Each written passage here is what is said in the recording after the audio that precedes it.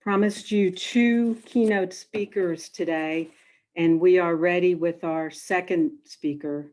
Um, the session is called StressRX, Stress Resilience and Sensory Care. It's a really important issue for all of us, especially our parents and individuals with NBIA. Our speaker, I'm really thrilled to have Crystal Barrett O'Laughlin. She is the CEO of Angel Aid Cares, which is a connector of caregivers, mothers who need a safe place to chat with each other, get advice, help each other on their journey. Crystal, she lives in San Francisco. She is a seasoned storyteller and a mental health advocate. She draws on her life experience, having lost three brothers to a rare disease. She can probably speak to you about sibling experiences. I see her now. Hey, Crystal. Um, she taught at UCLA. She founded an advertising firm. She advises some very large brands, uh, the NBA, not to be confused with NBIA, Fox, Google, among others. She's also experienced in biotech, and she has scientific experience from her work at IBM Life. Um, Without further ado, I would like to introduce her, but I would also like to read a quote that I saw. Chris, I'm not sure if it was on your website or where it was, but it really spoke to me. It said, "The purpose of suffering is to create empathy in your heart." That's really powerful. So, if you want to unmute yourself, I'll disappear and for now, and you can take it from there. So, thank you for being with us. What a heartfelt introduction, Marianne. Thank you so much. And I have been looking forward to this moment for many weeks now. So let me just in advance thank everyone who has, made an effort to bring together this programming for you. I know that this conference is over, multiple hours, and that there's quite a few individuals being featured. So I just really, really appreciate all the effort that's gone into today. So first and foremost, I'm going to start my timer so I keep us on time because I know that you have a packed agenda in the afternoon, and I am going to go ahead and share screen, and I assume that someone's going to tell me if for some reason you cannot see my screen. And also, I want to make the point that I recognize there may be individuals in this community who may not be as visually oriented, and so I'm really going to do my best to tap into the auditory. So this is entitled Caring for the Caregivers, sensory self care in micro moments a day. And there's a lot in that title, and I just want to explain a few things. So, yes, Angel Aid as an organization is focused on caregivers. Always in inclusion of patients themselves, right? We all need to do some level of self care even as we're caring for others. So we've geared the presentation today to support both aspects of the community. I just wanted to make that point. There was also mention of rare mothers. We do have a focus and an emphasis in many of our programs on rare mothers. These are mothers of children and adult children with rare genetic diseases. Never in exclusion of fathers or any other caregivers in the family. It is our belief system that because mothers are often the primary caregiver, in fact, 82% of the time are the caregiver, that this is a really great way to uplift the whole family if we can work with this subset of the community. But we're very inclusive in every way possible that we can be. So I hope over the next hour, you'll take this time and recognize it as time spent for you. And I really want to share a few tools that we work with our community to embrace in their day-to-day lives, recognizing kind of in the subheader of this title, micro moments a day. Because as a patient or a caregiver, there is not enough time to do self-care, right? That's the number one objection is I don't have time for self-care. And so we're going to talk to you today about how to reframe some moments of your day that you're already doing every day anyway, but reframe those into rhythms and recognized kind of rituals that are self-sustaining for you and your individual mental health and wellness. Okay, so that's just sort of an introduction, and we'll go ahead and jump in here. And my name's Crystal O'Loughlin, as we talked about. And you know what? I just realized that there was something I was supposed to do. There was a little thing I was supposed to check, and I didn't check it when I started sharing screen. So I want to make sure that I'm checking it now, and that way later in the presentation there won't be a problem. It's just an optimization for video. So I did just check that. I invite you to later on your own time listen to a TEDx that I did. The purpose was to really illuminate the experience that we have as rare families, and I am a member of your community, not specifically NBIA, but I am part of the broader rare disease community, and I'm going to talk a little bit about those experiences today. So here's the agenda. I like to ground myself. You know, when I'm spending an hour of time with someone, it's nice to know where I am in this agenda. So I'm going to share a love story. It's called Grin and Barrett, and you'll notice Barrett is Barrett. That's our family name. This is our family story. It is a tragic tale, and it has a really amazing Hollywood ending, a true story. So if you stick with us through the end, you'll get sort of the punchline at the end. I can promise that to you. And then throughout the presentation, we're going to do tools for sustainable self-care. I'm going to talk to you about chronic traumatic stress and the impact on your body and the family. And then we're going to explore another tool for self-care called Rainbow, and then 5 more tools that are based around the 5 senses. And then we'll have hopefully a bit of time at the end for Q&A if that's enabled. So I'll be sure to leave a couple minutes at the end, and certainly we can chat through Q&A if needed.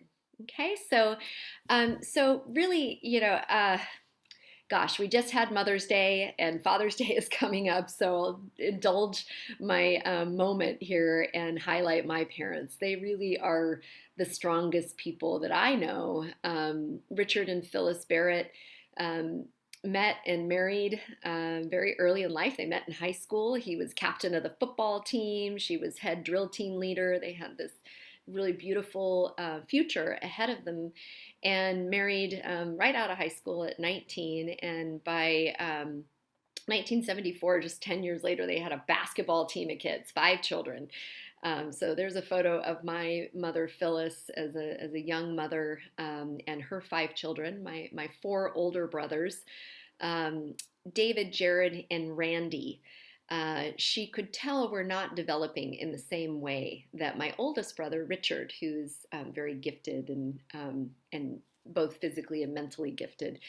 And she could tell that David, Jared, and Randy were not developing in the same way that Richard was developing. And, you know, lots of trips to the pediatrician, doctor's offices, trying to find out what's going on. And eventually they did diagnose 3 of my 4 older brothers with a rare genetic disease called mucopolysaccharidosis. And my parents really did their best to take care of 2 quote unquote healthy kids at home, and 3 progressively through this degenerative disease, very, very sick children. At one point, 4 of us were in diapers, right, at ages 2, 4, 6, and 8. So you can imagine how difficult it really was from a caregiving standpoint to provide the care that my brothers needed.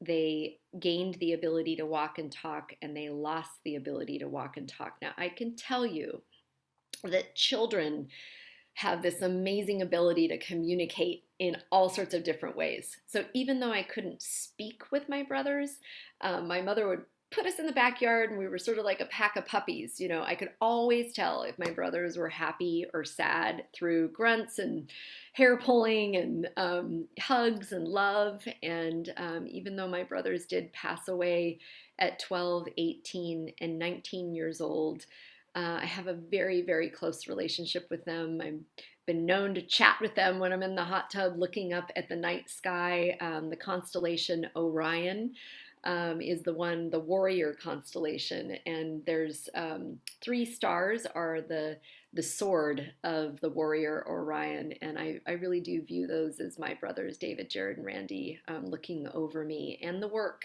that we do at Angel Aid. So they're my inspiration. I offer them to you as an example of really how families can survive these experiences and thrive.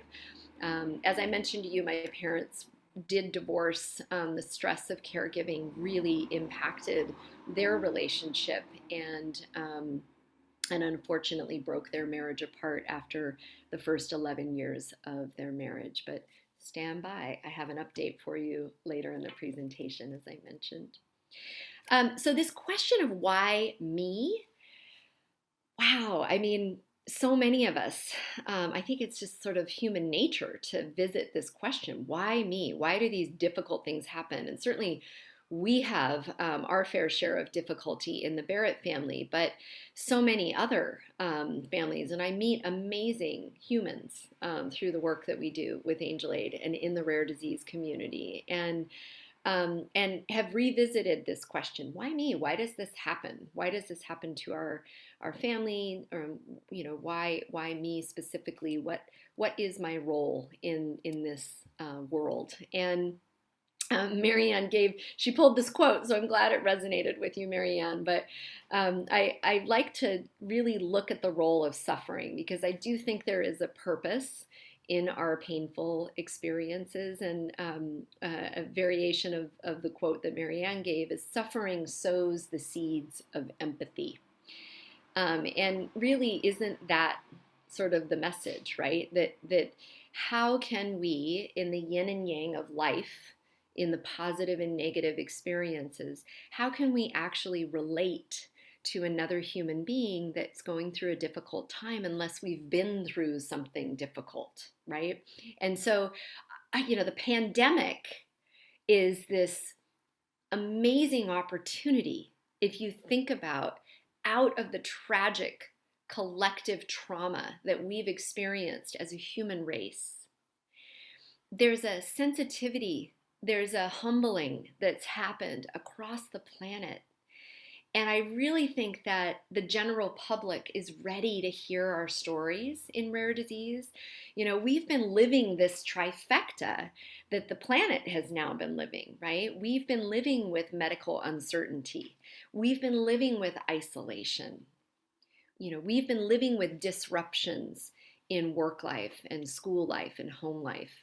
This is our MO, modus operandi, right? This is our norm.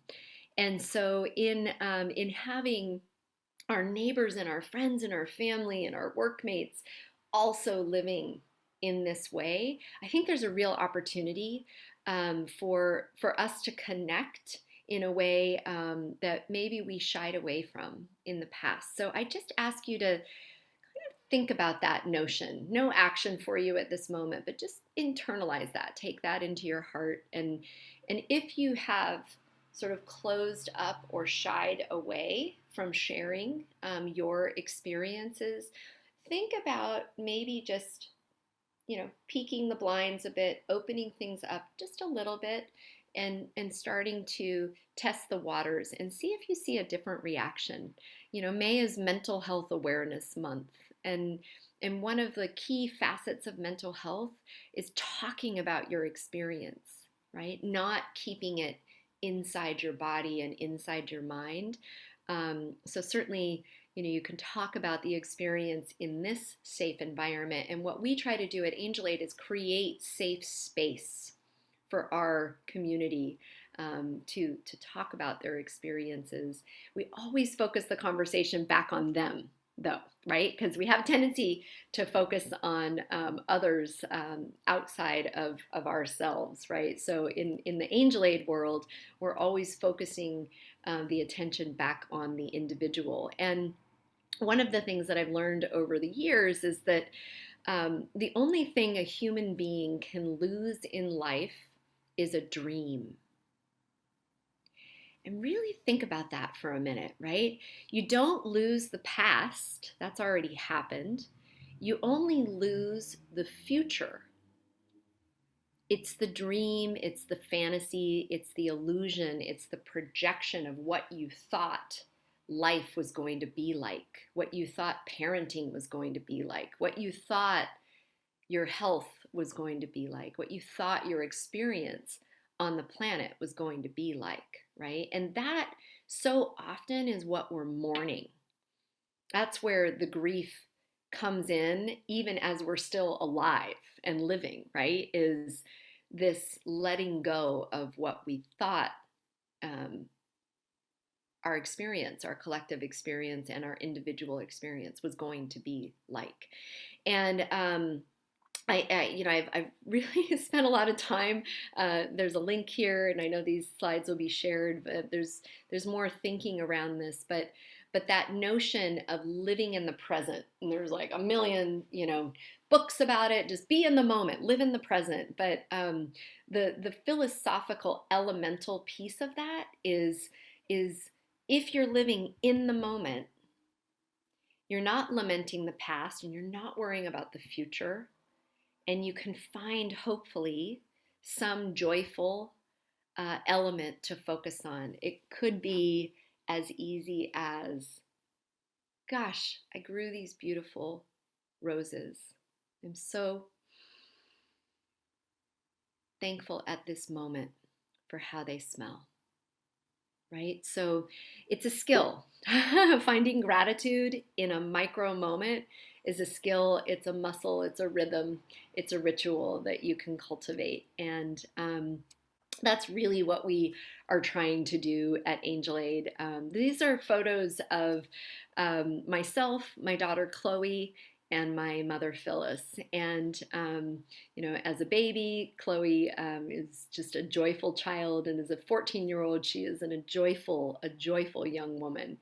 And she is also a carrier of MPS disease, and she's going to have her own journey with MPS as she goes through life. I really wanted her to grow up in the community of rare disease so that when she goes to make family planning decisions, dating decisions, and reflects back on the life experiences that we've had in the Barrett family, she will actually have her own authentic, informed thoughts and feelings. So that's where that funny career path, working at IBM, working in entertainment, always with a pulse on biotech and the developments in genetics, mapping the human genome, all of these gene therapies and various different therapies, hopefully, that are coming in our direction. I do believe that in our lifetime, we are going to see cures for these rare diseases. I do believe that. And if we can continue to do the work in philanthropy, Angel Aid has been in existence since the year 2000. We've evolved over the years. Our first round of energy was put towards scientific research. So we did what 20-year-olds do best, and we threw a whole lot of parties. So Angel Aid was founded by a group of Pi Beta Phi sorority sisters from UCLA, and we wanted to raise money to cure MPS disease. So we spent the first 17 years of the Angel Aid existence focusing on that problem. I'm so amazed to say that one of our research grants from 2003 actually went on to be the standard of care for young men with Hunter syndrome, or MPS II, today. So I've actually able to meet young men that have been on active treatment, either through BioMarin, Takeda Pharmaceuticals, Sanofi Genzyme, um, you know, witnessing the power of raising a dollar, pooling that money together, offering the research grant, having it go through clinical trial and actually be standard of care is just amazing. And young men that would have passed away in their teens, like my brothers, are going off to college now. I mean, it's just an amazing full circle. And in witnessing that full circle, again, stepping back, like what can we do if we've already been raising money, and certainly we haven't cured the disease, so we can do more. But the National MPS Society is very, very mature as an organization. So what can, let's let them do the science and research. What can we do for the industry? And what I realized is in 50 years since I've been on the planet, there's still no cure for any rare disease. I mean, you just sit with that knowledge and you go, what? There's no cure for any rare disease, and there's only treatments for 5%, right? That means a whole lot of families are living with symptom management, are living with the daily realities of survivorship with a rare disease and bereavement. And so I couldn't shake this notion, and in 2018 made the decision to incorporate Angel Aid as a nonprofit, sell my advertising agency, and go full blown into the health and wellness side of our business, because that's what I think in the industry is really missing, right? Is we're not spending enough time focused on our emotional well-being and on fostering companionship between patients and caregivers and within the rare disease community, because that's where we find relief. While we're waiting for the treatments and the cures to come, the relief comes from knowing that we are not alone in this experience, right? And so, I'm sending love, I'm sending hugs to everybody that's shown up today. You've not only shown up for yourself, but you've shown up for each other, okay? And that is just, that's beautiful, and I'm very, very grateful for it. Okay, so it's not unworthy. This is in the words of one of our rare mothers, Sarah. It's not unworthy, but it's super uncomfortable to ask for help, right? We all know that. We all know that. And it's really interesting. Why is it so uncomfortable? Because as a child, we're experts at it, right? Babies are experts at getting self-care. They cry, we come running. And that cry, is just biologically driven to elicit a response in us and in our bodies and in our psyche, right? And what is that it elicits? What it elicits is love. It triggers our capacity for love. When someone's hurting or needy or compromised in any way, we want to love on them. We want to provide support. And in the words of another rare mother, there are so many hearts to heal. So what do we do when the individual need or the collective need is so great that we're getting triggered in this empathetic response, and we just give? And we just give and we give and we give and we give to the detriment, potentially, of ourselves. And that's beautiful in many ways. Empathy is what makes us human. That's why we are different animals on the planet, is that we have the ability to empathize energetically in our heart, in our brains, and in our mind. We can empathize. But what I offer to you is that you are worthy of the same love that you give to others.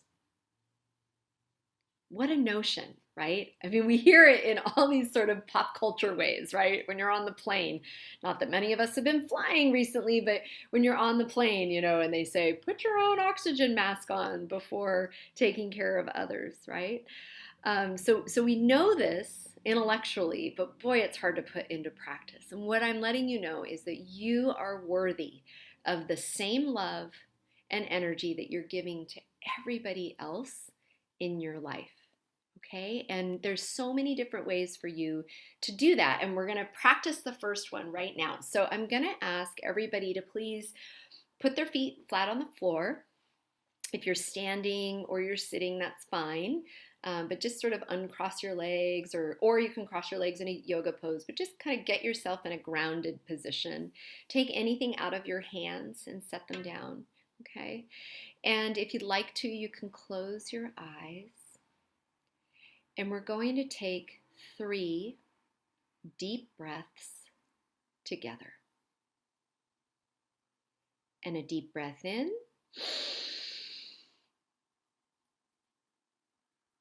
And a deep breath out.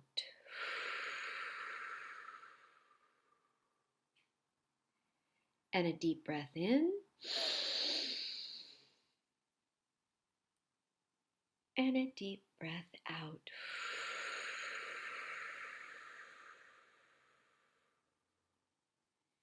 And a deep breath in.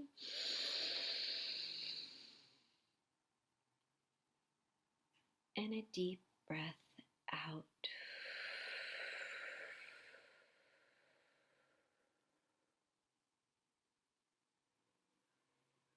You can open your eyes. And I'd like to thank you for trusting me. That is your number one tool for self-care. It's breathing. It's something we take for granted. But if we do it mindfully, and we can do it anywhere, we can do it when we first wake up in the morning, before we go face the day. We can sit in our car as we're making a transition into home life at the end of the day, or we can be sitting in a doctor's office preparing for a meeting. Breath work is available to you, and it is your healing mechanism. You probably felt the calm that descended on your body. So keeping that present and available to you is so important. So that's your first tool of self-care. Okay, so are there others? Like, how do I really incorporate more of these self-care tools into our life? And what I offer to you is that there is a clear path to sustainable self-care. You just experienced one of the mechanisms, and it has to do with mindfulness and breath, right? And so all these things that we know that we should be doing, exercising, eating well, um, visiting, being connected with other humans, all of these things that we know we should be doing, it's interesting how easily they get set aside, right? Especially in a pandemic experience when there's a good excuse to set them aside. And, really have realized over the last many months that we've got to get back to a place of really caring for ourselves. And I don't just mean the doctor's appointments and the checkups and the treatments I mean the proactive, sort of mindful, thoughtful approach to self-care. It's so critical to building resilience for those moments when things do actually get really, really, really difficult, because we know they're coming, right? So we're preparing for those. And resiliency is a trained response in your body. And I might just let you know that you're stronger than you seem, and stronger than you may even realize. And as you start to get the hang of some of these approaches, you'll realize that it's there available to you on an instant. I was talking to my mother the other day, and she has spent a fair amount of years. She's 77. So she spent a fair amount of years cultivating mindfulness practices, and she sort of picks them up and sets them down, and sometimes sets them down for a decade or so. And she was talking about transcendental meditation. It was really big in the 70s, and she used to do a lot of meditating back then. And what she's realized is, through participating with our weekly Angel Aid sessions, we do spiritual self-care meetups on Tuesdays at 10 a.m. and we do journaling self-care meetups on Thursdays at 11 a.m. Pacific. All of those are available to anyone in the community. So, just be aware of that. But what she was saying is, I shared the other day in our support group that I can actually pull up to a stop sign, and in the time it takes for the red to the to the yellow to the green, and the green, yellow, and red, just in a couple of seconds, I can close my eyes or take a deep breath and get myself back into that quick moment of mindful peace through transcendental meditations. I just thought I would mention that because it's something that you train for, like any other kind of excellence. And I didn't really appreciate that until I became the patient. Right. So we talked about, being a carrier and a sibling and having witnessed medical difficulty, but I really never had my own experience with medical difficulty until I did. So I went in for a routine mammogram, and turns out I had stage 2 breast cancer. Now, this was almost 5 years ago, thankfully. But it was that moment where I stopped taking my health for granted, right? And had to step back and go through some pretty intense treatments, which I'll spare you the details of, but really set me back, like physically, mentally, and that point of view as a patient became the foundational reminders of the importance of health and wellness, and the importance of mental health, emotional health, as well as physical. Financial and social health is also important, but it's the emotional health and the companionship that really got me through my experience. I'm so grateful to all the people on this slide, and especially Chloe and Jim, my daughter and husband. So I'm thrilled to report that I'm almost 5 years cancer free now, but that experience that triggered the empathy enough to have me refocus my life on some of these other factors, because really every life is about finding balance. And if you take like the classic pie chart and break it up into spiritual health and emotional health, intellectual health, physical health, social, environmental, and financial, all those pieces make up the essence of a rounded out life.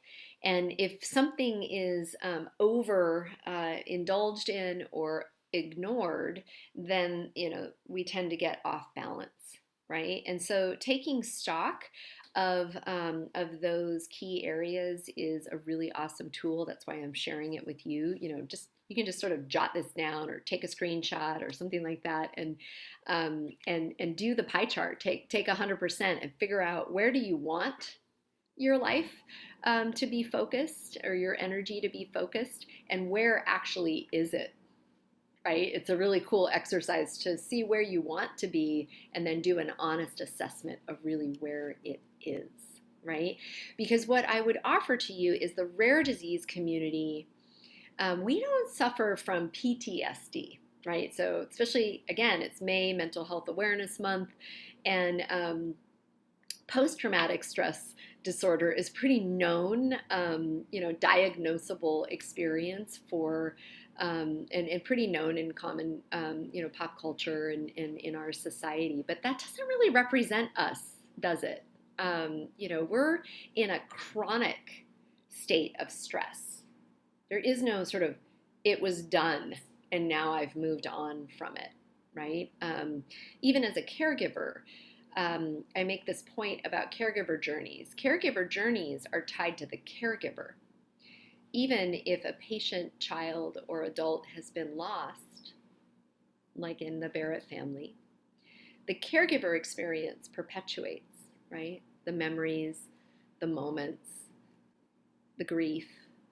And so as we live in this experience, it's more of a chronic experience. And I love the research behind this as well. One of our very close practitioners, Dr. Alyssa Eppel, she is the author of StressRX. So it's a book that's coming out this year. She's given me permission to share this research, and it provides a foundation for why these mindfulness practices are so important. But the whole idea here is, most people have a stressful event, right?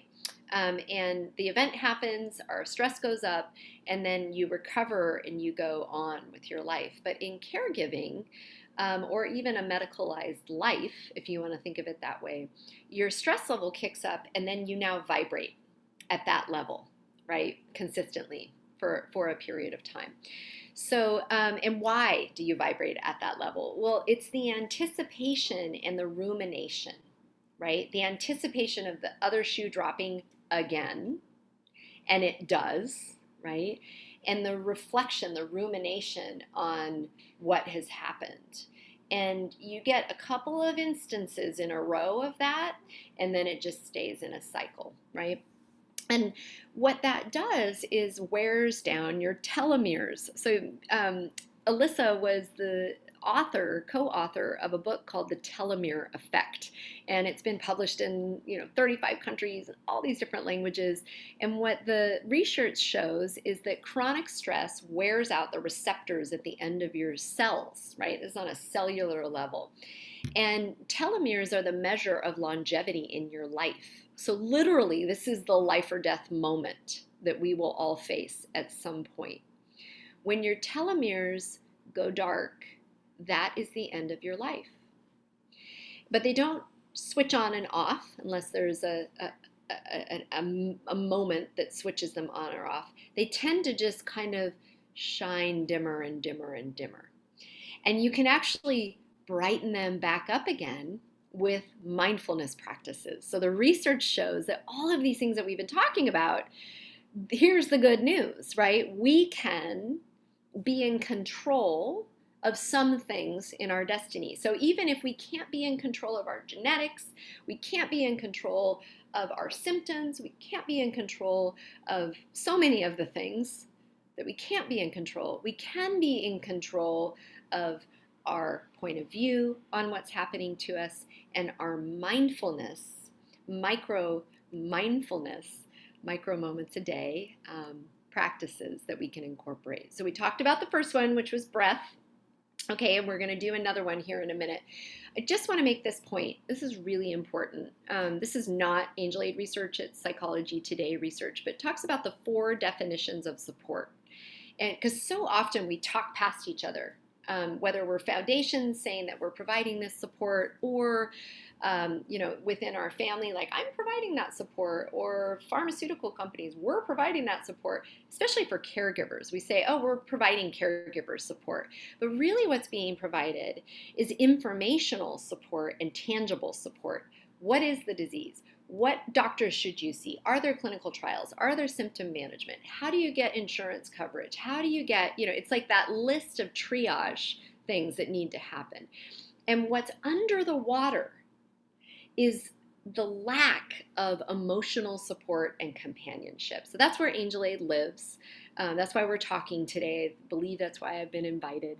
But I just wanted to make that point so that you can differentiate in your own mind, because you can be getting a lot of support, but not necessarily support that is tending to your heart and tending to your soul and tending to your emotional well-being.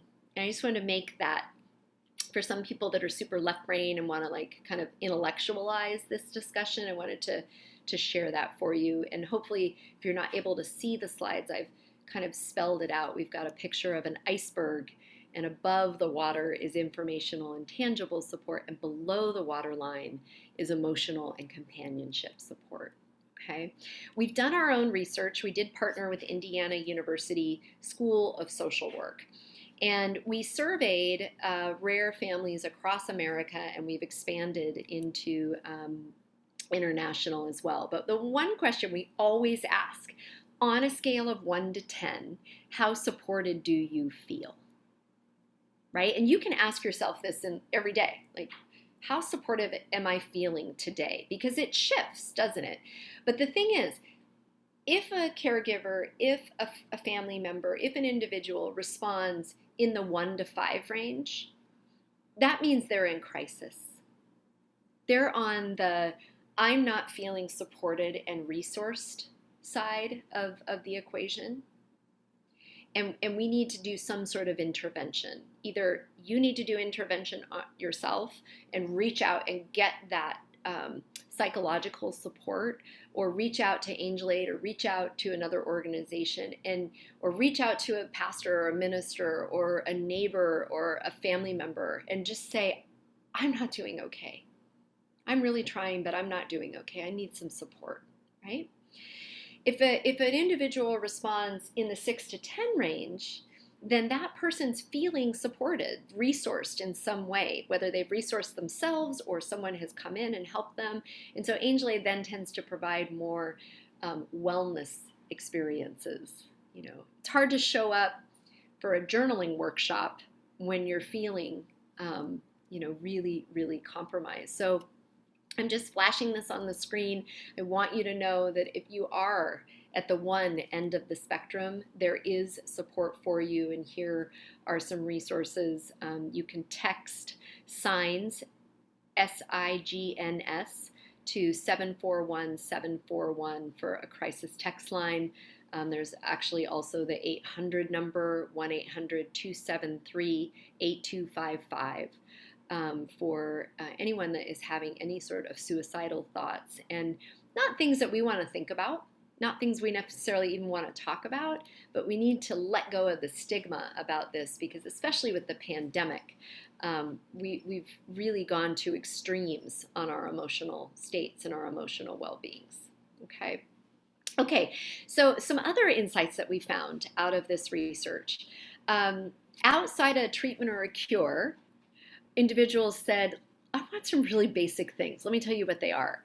I just want to be listened to without judgment, right? What a simple ask, and what a really hard thing to receive and deliver, right? When's the last time someone just came to you and started talking, and your urge to want to step in and fix is really strong, right?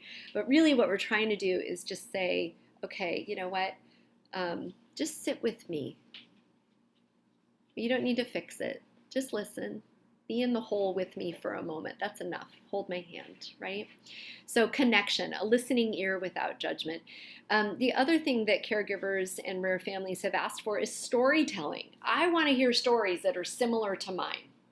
So if you are looking for, a call to action to share your story, whether you share it with a neighbor down the street, you share it in a blog, you share it in a social post, I want you to know that there are people out there that want to hear your story. We're one of them. Angel Aid wants to hear your story as well. And that's why we offer so many different kinds of storytelling workshops, because it's so important to bring these into the public and the collective consciousness so that we can heal from them.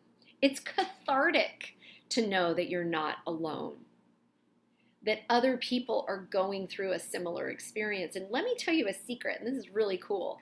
It doesn't have to be the same disease. Our rare mothers actually like coming into conversation and setting the disease aside and just coming in and talking about their experience, right? So the storytelling doesn't have to be about symptoms management and things like that. It can just be about how you're feeling, right? Take it down to the elemental side of this experience. Okay, and then the last trend was about self-care, right? So how can I get some time and some inspiration for self-care? And so that's what this talk came out of is, we don't have a lot of time. We only have micro moments.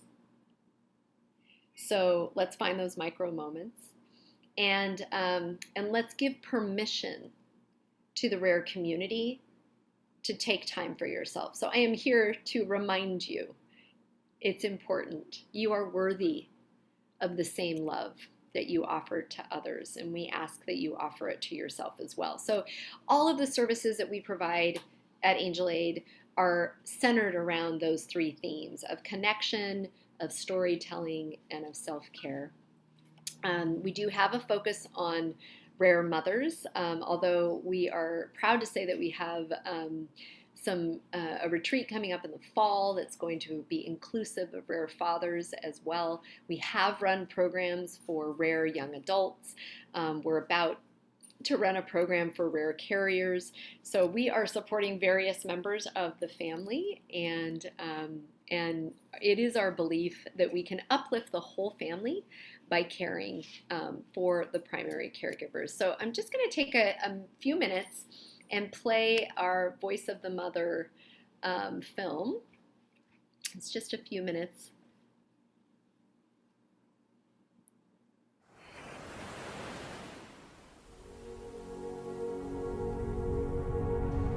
living with courage every day.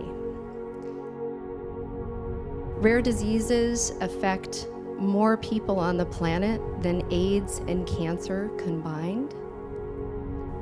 There are 7,000 rare diseases affecting 350 million people across the globe. Half of those people are children. A third of those children will not see their 5th birthday. So that's 60 million mothers on the planet that are waking up every day, literally fighting for the life of their child. That's what I call living with courage. And Angel Aid cares about those mothers. We got pregnant pretty quick, and everything fell into place really well. Life changed quick when Ella was born, and within 2 months we realized something wasn't right. And that first year living in a hospital, it impacts every single cell of your body because you're going through so many medical emergencies and unknowns. I mean, just get through the moment, get through the scenario, but after several years, that impact just wears your soul down. You forget who you are quickly. You just are surviving. You have to be the problem solver and the one to say that this is all going to be okay, even when it doesn't feel like it. I couldn't have imagined Cassidy with a cane or a wheelchair, or that walking to the stream that's a quarter mile at the most, that will be too much for her. It becomes your reality. I had assaulted rare disease with every single tactic. I was in fear of, maybe nothing will change. Ultimately, maybe what I'm doing will not save my daughter.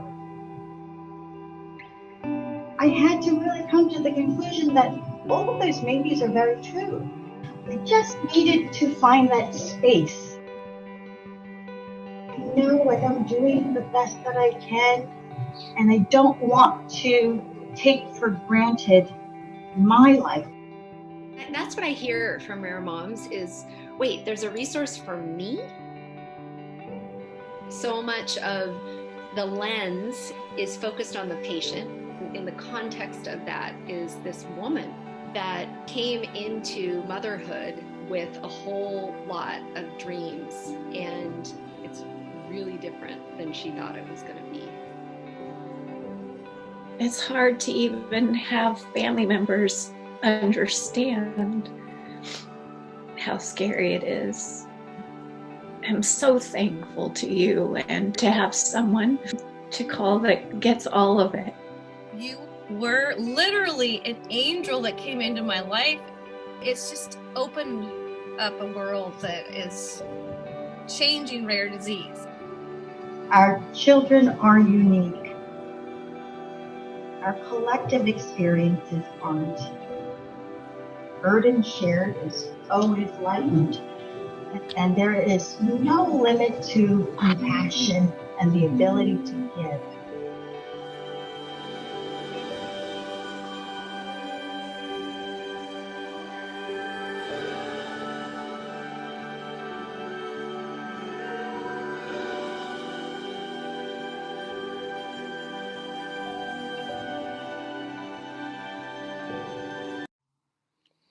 Okay, so thank you for taking a few moments to watch that video with me, and now I want to bring it back to you. Okay, so the formula for sustainable self-care. We're going to do another meditation now. I call this one Rainbow. So I'm going to ask you to put your feet flat on the ground or ground yourself. Take everything out of your hands and close your eyes.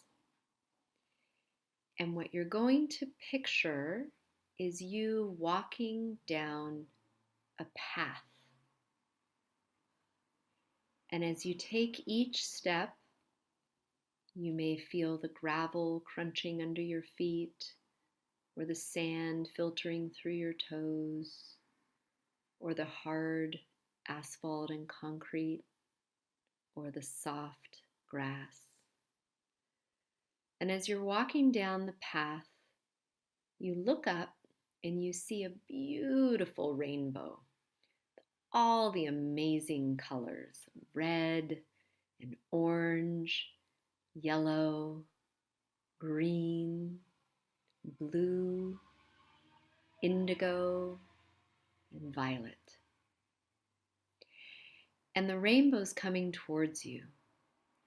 And one color in particular is lighting up the air around you. It's getting brighter and brighter.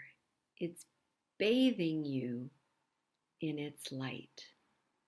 That color is illuminating your heart.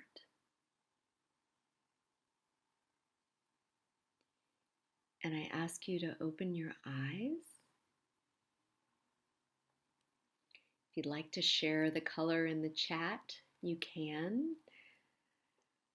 Color can be a powerful indication of a resource for you in a micro moment a day, right? So whether it's red symbolizing life and vitality, or the joyful youth of orange, or that life-giving energy of the sun in the yellow, or the color of money or Mother Earth in green, or the security and the trust that comes out of blue, or the spiritualism and grace of indigo, or the nobility of thought in violet.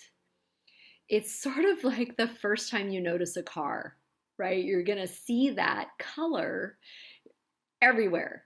Like the first time I saw a Tesla on the road, right? And then all of a sudden there's a Tesla everywhere, right? You're going to notice that these colors will show up for you in a way you really never thought possible. So draw on that, surround yourself with it, include it in your eyeshadows, include it in your um, flowers that you bring home. Like, these are small little choices that you can make to invoke the universe to support you and remind you visually and energetically that you're supported. Okay, so thank you so much for sharing. I see that a few people did share their colors in the chat, and I just think that's fantastic. And you can continue to share that exercise. It's a really fun one to do at home with the family. It's kind of interesting how sometimes friends and family will remind you, of your color as just to bring you back and get you centered again. So breath and rainbow, two really powerful tools for self-care. And then we have some other tools for self-care, and they're built around the 5 senses. Okay, so sight, sound, taste, touch, and smell. And all of us have these senses. Sometimes they've been dimmed in our lives, but we do have these senses, and they're often our dominant senses, right? And so the reason we hone in on these 5 senses is if you forget, what can I do for myself? You can kind of remember, oh, wow, okay, well, maybe I'll focus in on the sense of smell today, or maybe I'll do something on the taste side, right? So little choices that you can make in your day-to-day life to invoke a moment of self-care. So I'm going to give you some quick examples. These are literally like personal examples of things that I do to invoke some of these senses, and so you'll kind of get the hang of it. I'll explain it to you. So for touch, things that are super soft. When I'm buying clothes for myself, I'm very tactile oriented, so I choose things that are really, really soft to the skin, and those become my comfort items. We actually ship ultra soft rare blankets to rare mothers when we do our wellness retreats. I have a robe. It's made by Wrap Up by VP. We don't get any kickbacks, so I'm not pushing product. I'm just explaining kind of how this works. So something tactile that you can hold on to. It could be softness, could be a rabbit's foot, could be a talus that you have every time you go into a doctor's appointment. I used to carry um, this blessing from one of the Buddhist monks in Burma. A friend had sent it to me, and I would hold that in my hand every time I had to go into a doctor's appointment, so that I had something to refocus and support myself really quietly, kind of under the radar. No one really noticed, but I always had that with me. So I shed at the end of the day work clothes and head into cozy mode, and that's a signal to the family that, oh, okay, mom's like in cozy mode right now. So taste is another one of those really powerful tools. Many of us are preparing warm drinks in the morning or maybe afternoon tea. And so there is an opportunity to think thoughtfully about sourcing ingredients. I call it, goddess coffee. Why not take coffee and infuse some rose petals into it, or other dried flowers or spices to create something. That way, every time you smell it, every time you taste it, it reminds you that you are stronger than you know, that you are important to take care of, and that you're as worthy of the love that you give to others. So this is another example of using taste as a self-care tool. Sound is a very powerful tool. There's some amazing meditations on Insight Timer, on Headspace, or on the Angel Aid YouTube channel. Padma Gordon is a very well-respected meditation expert, and she brings specifically rare disease meditations with rare in mind. She's got an amazing meditation on YouTube for sleep for rare families. On our YouTube channel at Angel Aid Cares. You can check that out. But think about how to invoke mindfulness into your day through meditation. And then smell, certainly essential oils, but you don't have to buy them. You can take an orange peel and take a peel off and twist it, and then put that orange peel on your wrist. And sight. So sight can be really powerful. It could be jewelry, and I'm always wearing, I've got our, we send our rare mothers these heart-shaped bracelets to remind them that they're supported. It could be a Green Bay Packers sweatshirt, right? If it makes you feel empowered, that's what we want you to have. So think about that as well. So really, sustainable self-care, it starts with empathy, and it starts with empathy for yourself. Right? So that is our offering today, is the breath work, the rainbows, the 5 senses, and all of these are tools that you can bring into your day-to-day life in micro moments a day. Okay, the last piece of the presentation, I did promise you if you made it to the end, I would give you a Hollywood ending to our tragic love story. So Richard and Phyllis, the couple that married my parents in 1964, they divorced after 11 years because of the stress of caregiving for all 5 of us and my 3 older brothers. They each remarried twice, short-term marriages the second time, and longer-term 20-year-long marriages the third time. They each widowed within a year of each other, the same year my daughter was born, and actually reunited. So 35 years later, through love and empathy and forgiveness, Richard and Phyllis have reunited. They've been together for 14 years now. It's a really beautiful ending to a very, very difficult experience. And we're still learning as a family how to take care of each other, how to take care of ourselves in the process. I'm not sure if we have much time for Q&A. It looks like we may have gone a little long. I'm so sorry for that, but I'll provide answers via email as well, and I will stay on here for a few minutes. Thank you very, very much for your time today. I hope that this was meaningful for you, and I'm sending you my love. I'm sending you my energy. I'm sending you my hugs. And please keep those 7 tools in mind for your own self-care.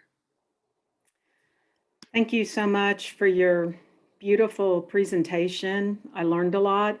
I will echo what you said about meditation and yoga and breathing. As a journalist, I used to take some deep breaths before certain interviews that I knew were going to be rough, and it really works.